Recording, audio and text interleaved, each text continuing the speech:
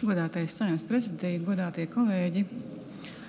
Latvijā, tāpat kā jebkurā citā valstī pasaulē, pastāv vardarbība, par to šaubu nav. Vai Stambulas konvencija būs brīnuma nūjiņa, kuru ratificējot vardarbība izzudīs? Noteikti nē.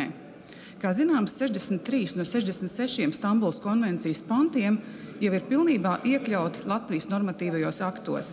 Paliek atklāts jautājums, kāpēc vardarbība Latvijā vēl joprojām ir? Un atbilde ir viena. No tiesību sargājošo iestāžu puses trūkst mērķtiecīgas, izlēmīgas rīcības. No Stambulas konvencijas Latvijas Republikas normatīvajos aktos nav iekļauts iespējams pats būtiskākais, kas patiešām mazinātu vardarbību. Un tās ir divas lietas. Pirmā - ātrāk tiesas medicīniskās ekspertības noteikšana cietušajiem, un otrs - pirmās palīdzības centra izveidošana seksuālās vardarbības upuriem, kas paredzēts Stambulas konvencijas 25. pantā. Un tieši šis Stambulas konvencijas pants vēl joprojām nav iekļauts Latvijas Republikas normatīvajos aktos, lai gan Stambulas konvencija tika parakstīta 2016. gadā. Tā būs politiskā divkosība, ja valdība nobalsos par Stambulas konvencijas ratifikāciju, bet nenobalsos par policijas stiprināšanu un palīdzības centra izveidošanu upura aizsardzībai. Un tā ir dārga politiskā divkosība, ja bijušais premjers Krišjāns Kariņš ar privātiem avioreisiem apceļo Eiropu, reklamējot sevi un Stambulas konvenciju, bet tikmēr mājās policijai trūkst resursu, lai cīnītos pret vardarbības. Latvija nākamgad tērēs 700 000 eiro, lai nosvinētu 20. gada dienu kopš iestāšanās Eiropas Savienībā. Valdībai šī nauda ir jānovirza, lai pasargātu sievietes no vardarbības, tādējādi apliecinot savas vērtības un ideālus, nevis divkosību.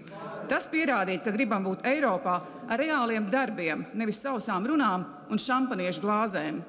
Visiem tiem politiķiem, kur mēģina piesekt savu balsojumu ar atsauci uz deklarācijas pievienošanu šai konvencijai, vēlos norādīt to, ka pagājušajā juridiskās komisijas sēdē Saeimas juridiskais birojs atzina, ka deklarācija ar konkrēto saturu ir apšaubāma, un tajā minētais līdzinās atrunām, bet, kā zināms, Stambulas konvencijas 78. pants atrunas neparedz.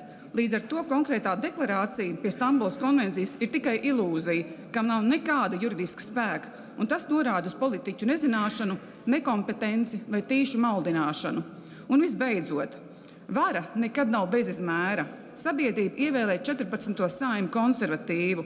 Ja Saeima pēkšņi sāk pieņemt liberālas lēmumus, tad sabiedrības pretreakcija ir dabiska un loģiska. Zaļo un zemnieku savienība Latvijas politikā darbojas jau gadiem, bet par kvēliem Stambulas konvencijas atbalstītājiem kļuva vien šajā vasarā pārsteidzot daudzus, un visvairāk šķiet pašiem sevi. Atšķirībā no politiķiem, konservatīvs vēlētājs nevar vienā vakarā aiziet gulēt konservatīvs, bet no rīta pamosties liberāls. Aicinu nešķelt sabiedrību un neatbalstīt Stambulas konvencijas ratifikāciju. Paldies!